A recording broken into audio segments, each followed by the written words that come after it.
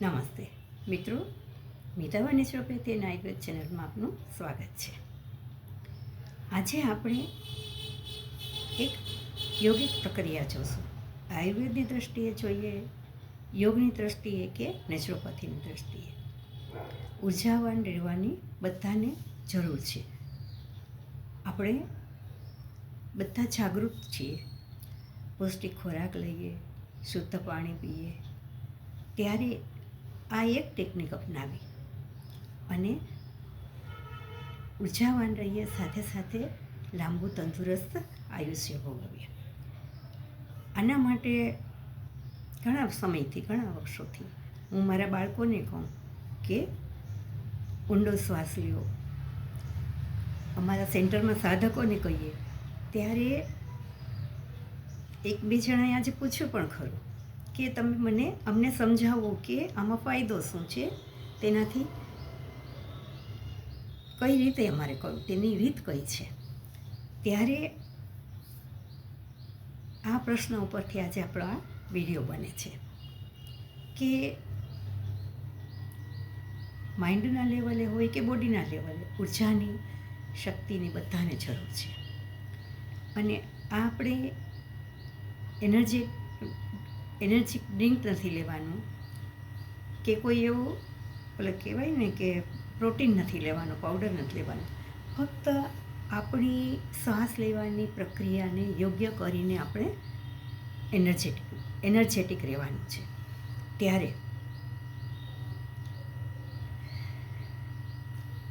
એક રીત છે, હજારો વર્ષોથી યોગીઓ, ઝેન માસ્ટર આ અપનાવી અને ઉર્જાવાન તો રહે છે, સાથે સાથે તેમના ચહેરા પર જે ચમક છે તે આ શ્વાસ લેવાની યોગ્ય પ્રક્રિયાને હિસાબે છે. હવે આપને આવી માહિતી જોતી હોય તો આ ચેનલને લાઈક, શેર અને સબસ્ક્રાઈબ કરશો તો ઇમ્પોર્ટન્ટ ઇન્ફોર્મેશન હું આપને આપતી રહીશ. આપણે શ્વાસ લઈએ કેવા કે ઉતાવળ છે, દોડાદોડી કરીએ છીએ, તો આ ટાઈમ થઈ ગયો, આ કરવું છે, આ કરવું, આ રહી ગયું.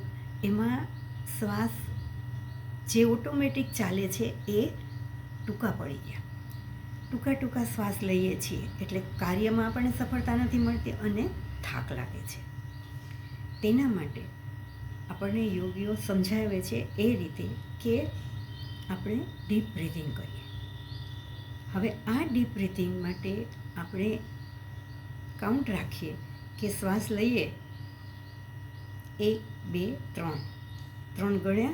હવે શ્વાસને રોકવાનો છે. જે મેં પ્રાણવાયુ લીધું છે મારા શ્વાસમાં, એ આખા બધા શરીરના બધા અંગ ઓર્ગનમાં ફરે છે. તો એના માટે 12 ગણીએ, 1 થી 12 ગણીએ આપણે, ત્યાં સુધી શ્વાસને રોકીએ અને હવે છોડવો છે. શ્વાસનો પ્રશ્વાસ એટલે કે ઉચ્છ્વાસ, કાર્બન ડાયોક્સાઇડ કાઢવો છે તો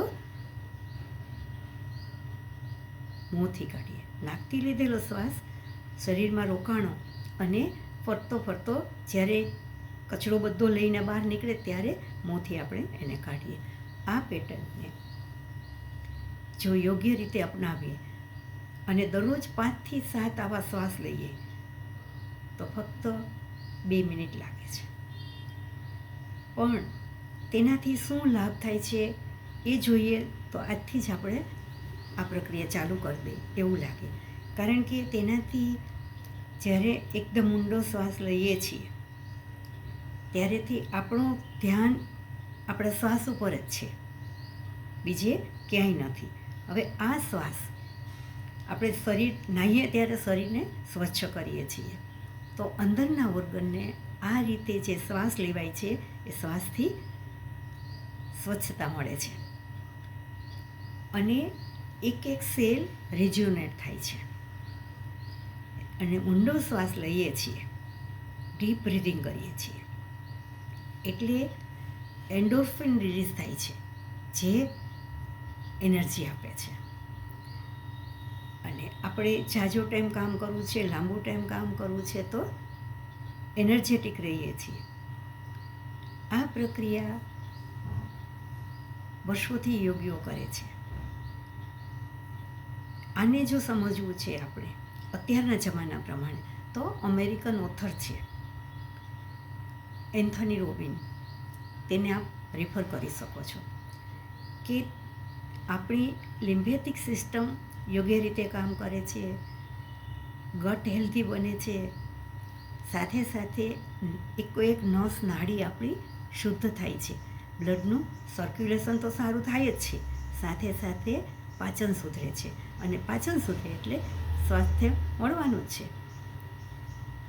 આ પ્રક્રિયા મિત્રો કરો, ફક્ત દરરોજની 2 મિનિટ આપી યોગ્ય શ્વાસ લઈ સ્વસ્થ રહો અને